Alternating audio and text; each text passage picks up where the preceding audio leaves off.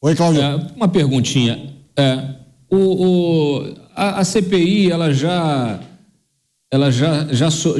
solicitou informações ao INCRA, por exemplo, sobre quantidade de acampamentos, sobre os assentamentos que de fato produzem, o que aconteceu, né, com os lotes que foram cedidos à reforma agrária a esse movimento, né, ali em função de ocupações, se eles foram produzidos, se não foram, porque assim, eu até publiquei na semana passada, estava comentando aqui ontem, né, o TCU fez auditorias importantes que mostraram muitas ocorrências de lotes que eram recebidos e depois revendidos, ou lotes que eram concedidos de forma equivocada, né? De forma ilegal, de forma irregular, a beneficiários da reforma agrária ligados a movimentos aí sem terra, mas que na verdade não eram.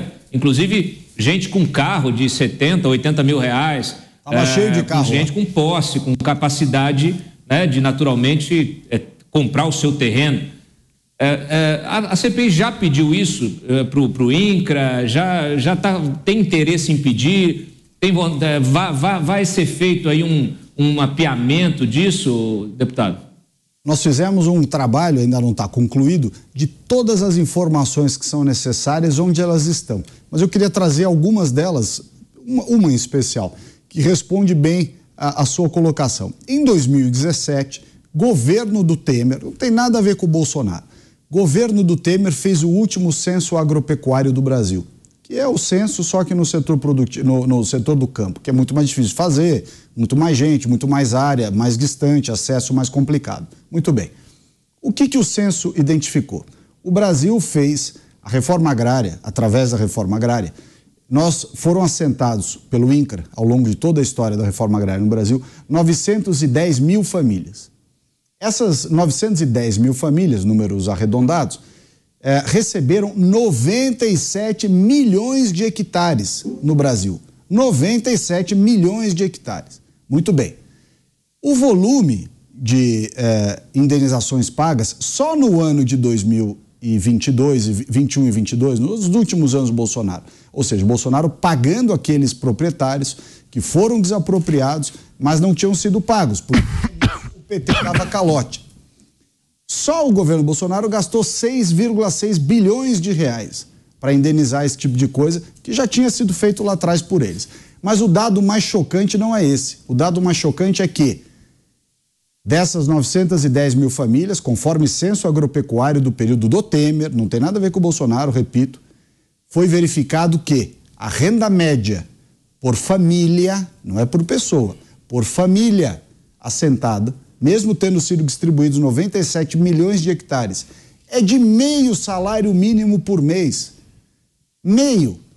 Então a pergunta que tem que ser feita é: este modelo já gastou não sei quantos bilhões de reais em indenização, terra, conflitos sociais e tudo mais. Faz sentido você ter um modelo cujo resultado, depois de tudo isso, da invasão, da desapropriação, do loteamento, da entrega do lote, tudo que você pode imaginar, gera meio salário mínimo por família?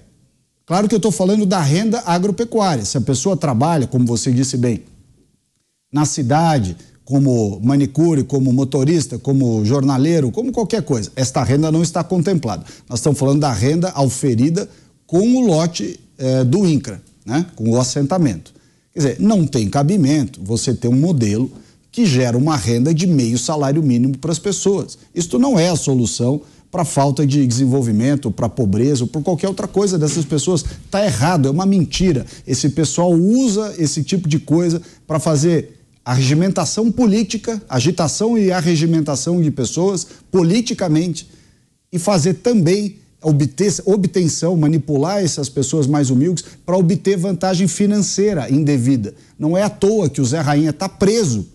Ele mais os demais colegas, Luciano, não sei mais quem, estão presos por terem extorquido as pessoas, foram presos em flagrante, pedindo 25 mil reais para não entrar na propriedade, e o outro tinha pedido 30 mil para sair da propriedade. Quer dizer, é extorsão. Tá certo. Estamos recebendo o Ricardo Salles, deputado federal eleito pelo PL aqui no estado de São Paulo, girando as informações, claro, da CPI do MST, ele que é o relator dessa comissão que investiga justamente as invasões de terra em todo o país. Agora a pergunta de Roberto Mota.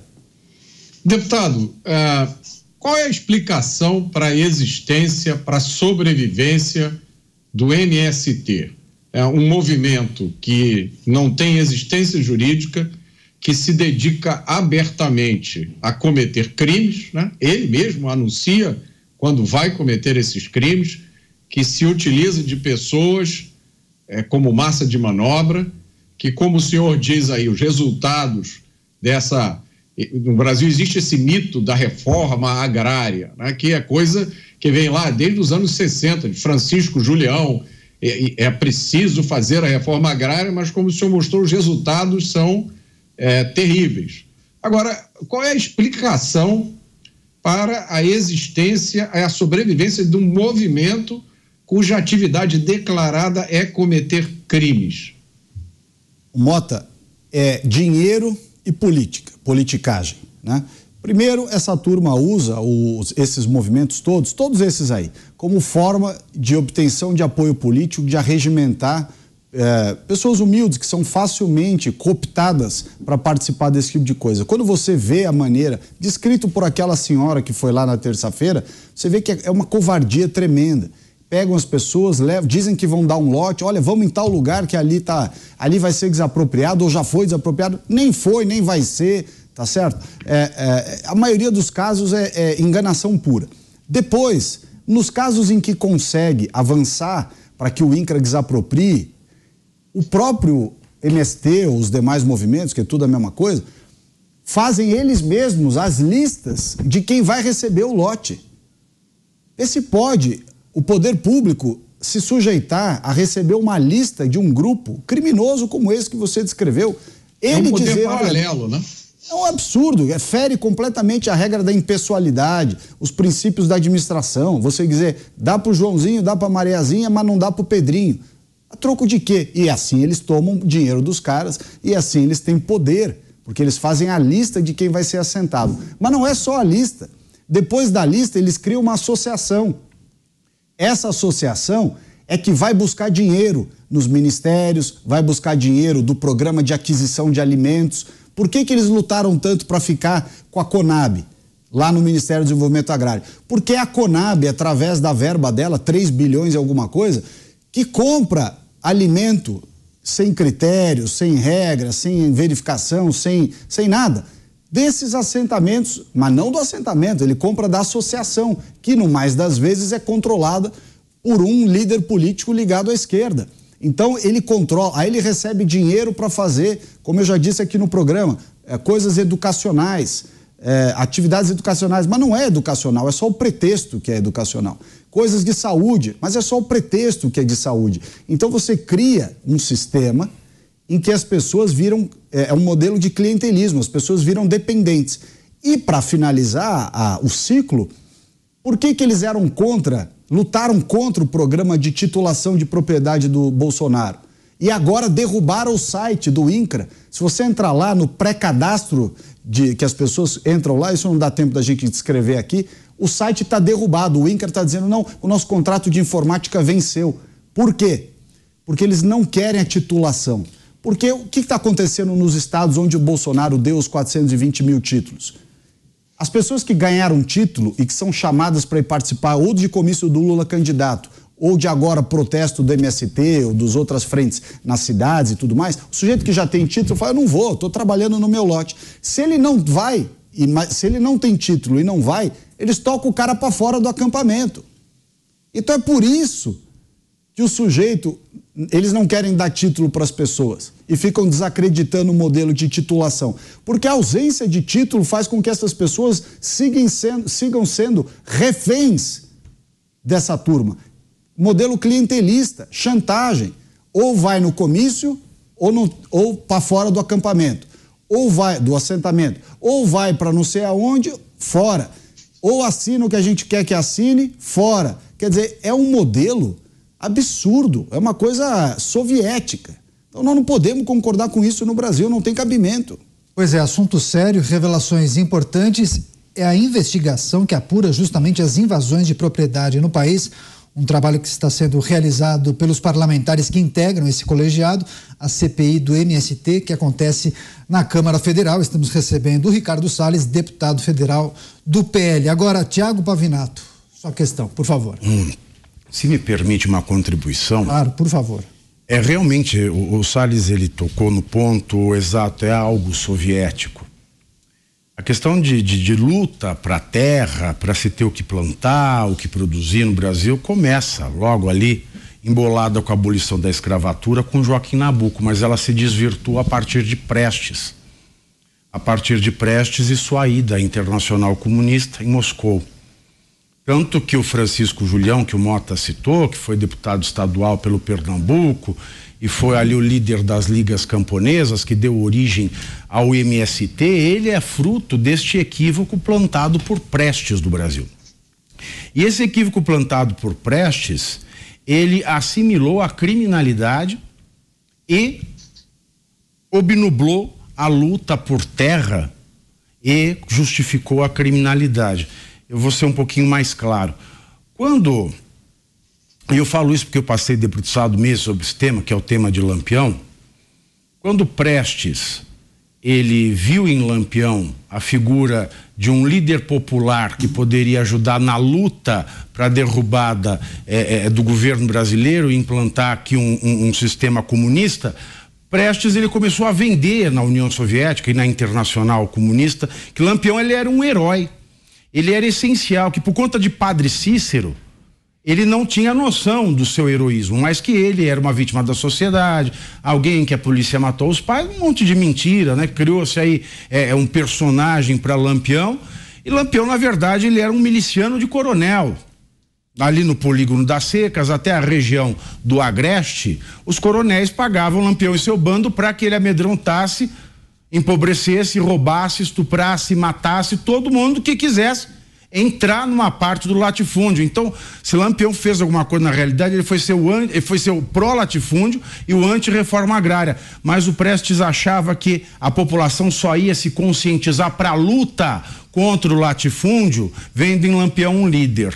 Então ele se aproveitou que Lampião chegou a uma fase da vida dele, que isso foi durante o governo Vargas, e foi quando Prestes começou a ser perseguido, que Lampião ele parou de prestar serviço e ele começou a fazer o que o Zé Rainha faz hoje, que ele tinha um arsenal bélico, porque ele era um dos maiores traficantes de armas, ele movimentava o tráfico de armas no país, então ele exigia do latifundiário um dinheiro para que ele deixasse a terra do latifundiário em paz. Então é esse crime de Lampião. E Lampião deve ter movimentado em 15 anos cerca de 40 milhões de reais em valores atuais, porque a moeda na época eram os mirréis, e falando das 270 contos de réis, que foi coisa de 40 milhões de reais em saques, em assaltos e roubos. Prestes ele se utilizou desta questão de Lampião, exigindo dinheiro de latifundiários para fazer dele um líder, e Francisco Julião eternizou, e como dizia Olavo de Carvalho, o intelectual coletivo de Gramsci, que alimenta o imbecil coletivo, eternizou esse mito. Tanto é que hoje a gente vê acampamento sem terra fazendo homenagem a Lampião, que não tinha nada de reforma agrária, e esta questão do crime, qualquer crime contra o dono de terra passou a ser justificado por conta desse mito. Isso se liga também a essa questão do galpão que o Salles trouxe, que eu não conhecia, mas faz todo sentido, porque você faz um centro de doutrinação. Fazendo um centro de doutrinação, você cria aqui uma seita. E aqueles que não têm fé suficiente para se submeterem à seita, eles são pegos em dois campos da vida, ou a fé, né? A fé, que é a seita, ou a ganância ou o medo. E hoje, então, esses líderes do MST são espécies de Joãos de Deus. Eles, a pretexto de um trabalho bom, de um trabalho espiritual, eles têm um comando de máfia sobre todos aqueles que estão nas suas regiões. No caso de João de Deus, eram Abadiânia e cercanias. No caso do MST, é onde quer que ele se estabeleça. É muito ridículo isso. Eu espero não tê-los incomodado com essa reflexão, mas é algo que eu venho pensando muito ao longo desses meses.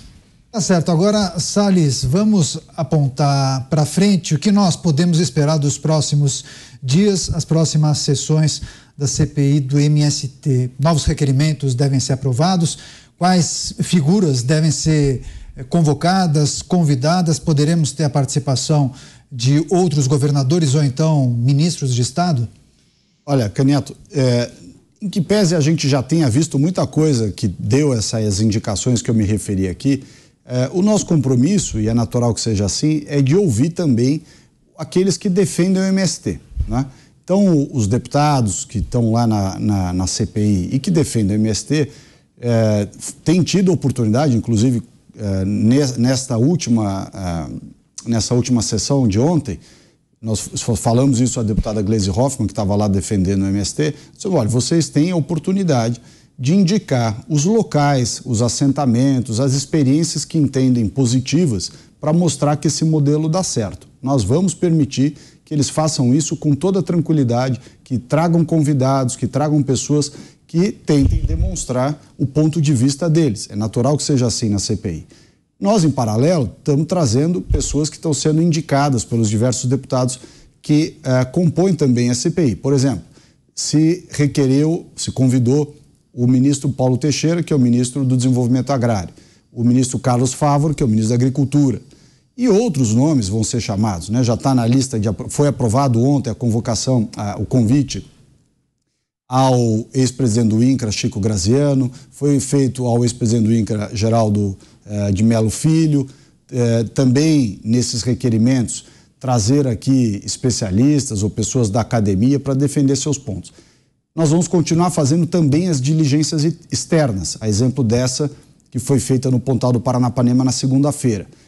Mesmo sob protestos aí dessas deputadas que estão dizendo que é absurdo ir lá, não é absurdo.